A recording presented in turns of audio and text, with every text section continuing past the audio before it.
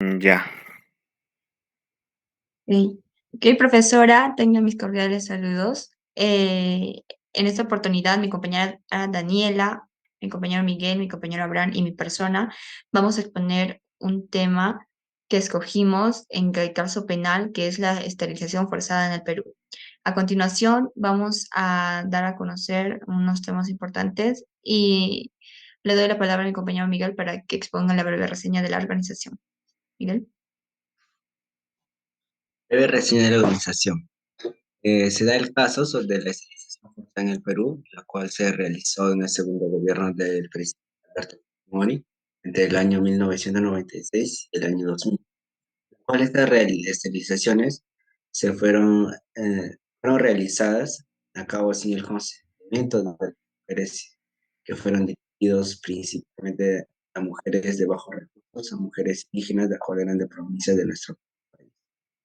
El caso, la cual ha sido objetado de investigado y denunciada, la cual por parte de los derechos humanos, feministas y la sociedad civil. Ok. En el resumen del contenido. Como mencionó mi compañero, en este caso de la esterilización forzada en el Perú, que estaba realizada en el gobierno de Alberto Fujimori, que estaban específicamente, principalmente enfocadas en aquellas mujeres que se encontraban en comunidades rurales y de bajos recursos económicos.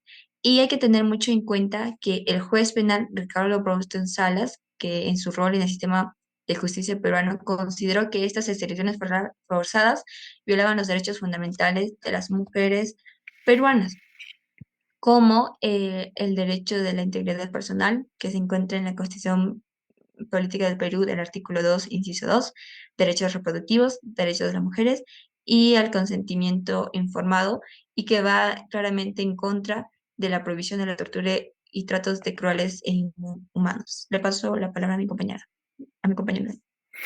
Conclusiones. Este es un capítulo de historia que deja una sombra imborrable, el cual deja mucho que decir, ¿no? Que estamos tocando sobre este tema de esterilización forzada en el Perú, marcando un punto nefasto en la crónica nacional, las vulneraciones, los derechos humanos esenciales y valores éticos cardinales, y si se hicieron evidentes en estas acciones que afectaron a mujeres, como ya mencionaron, de comunidades rurales y desventajas económicas. El juez Brousset Salas enfatiza la trascendencia de defender los derechos humanos y la ética en la gestión de la salud, ¿no? Y en el 2005, que se llevó a cabo la condena de los perpetradores, no solo remarcó la gravedad de las violaciones de los derechos humanos, sino que trazó un precedente esencial en los tiempos. A continuación, mi compañera Daniela. Recomendaciones.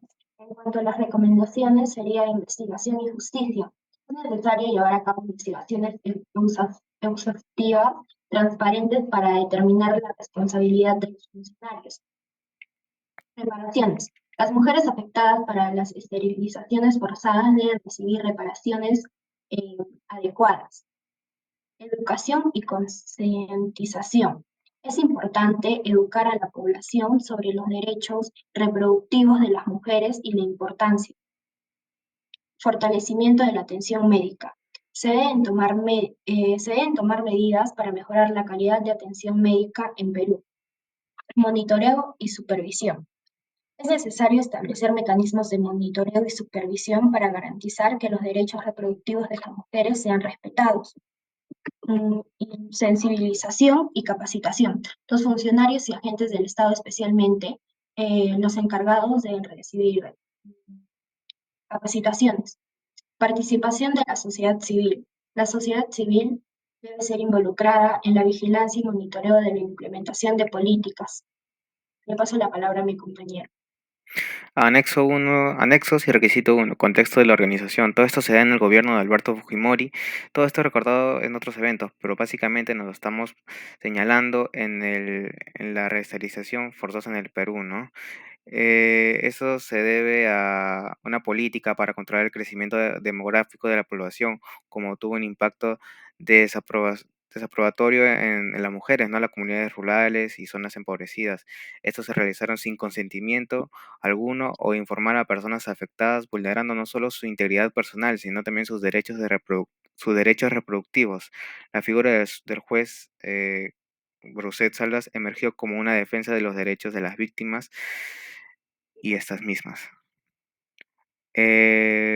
Sobre el positivismo excluyente de Kelsen. El análisis de este caso, cuestión del positivismo excluyente de Kelsen, él nos ofrece una perspectiva valiosa, no solo como la ley y la moral pueden ser interpretadas y aplicadas a situaciones complejas y éticamente muy cargadas. Aquí es donde el positivismo excluyente de Kelsen podría encontrarse con limitaciones, ya que no aborda directamente la cuestión de si es una ley estéticamente correcta, justa.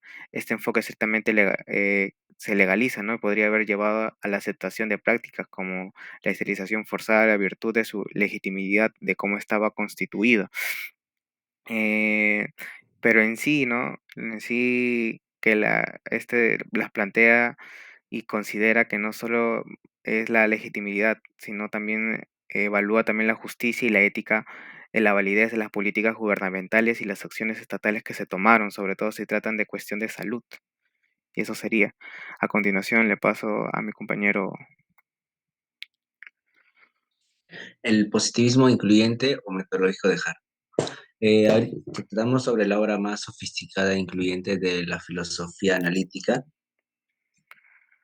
la cual se da a conocer del autor, la cual es el Albert Lionel Augustin Hart, la cual en 1907 a 1912, uno de los representantes más insignes del positivismo jurídico, la cual ahora se denomina inclusión. En el positivismo, desde los rasgos entre el derecho y la moral, no hay una relación lógica y la cual el derecho sobre su origen.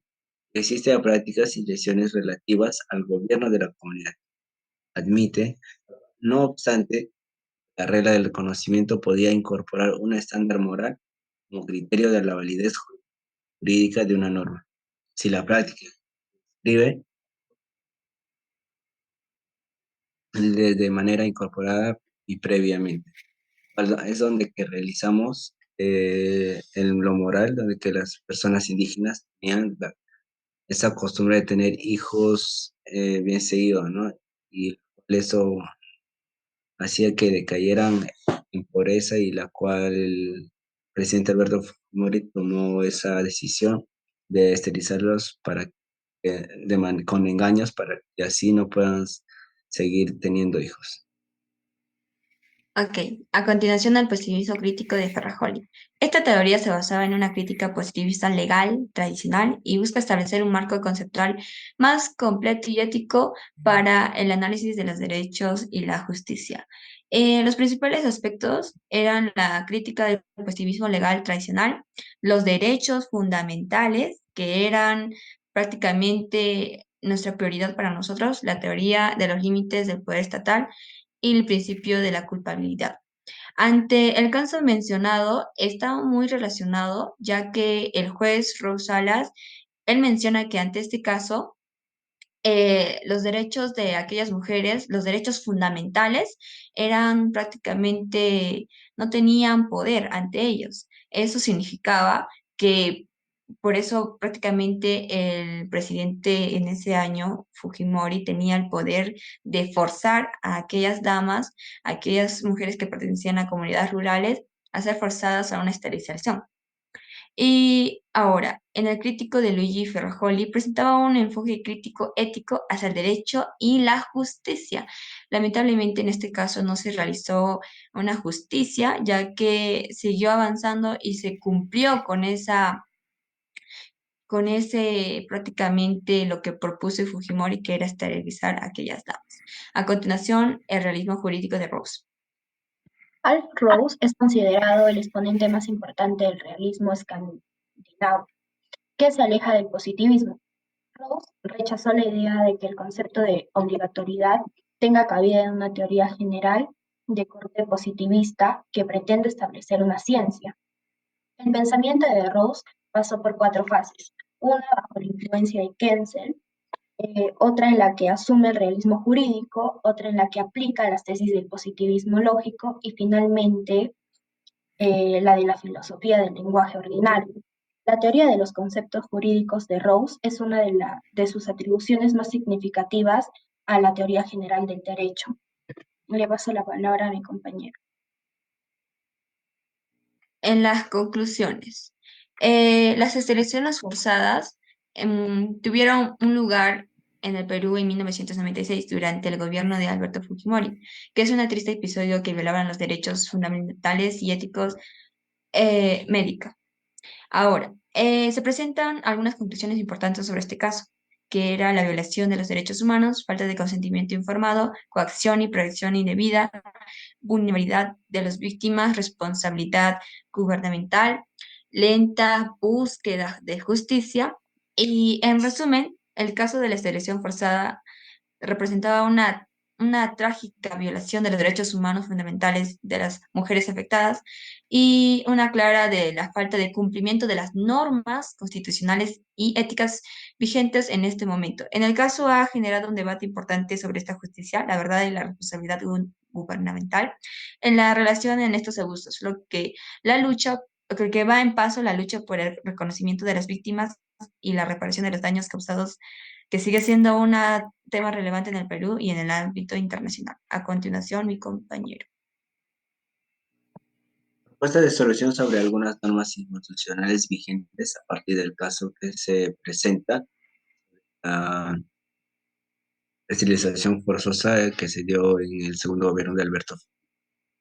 Cual, una de las propuestas es revisar la revisión y derogación de las normas inconstitucionales, cual indica fundamentar identificar y revisar las leyes políticas que permitan la realización de las elecciones forzadas sin consentimiento informado. Estas normas deben ser derogadas para asegurar que no repitan violaciones similares en el futuro.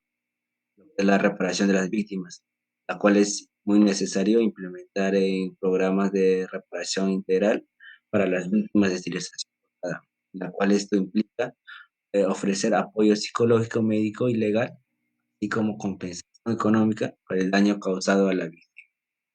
Muchas gracias. Muchas gracias, querida profesora. Eso es todo por nuestro grupo. Gracias por la atención prestada. Gracias.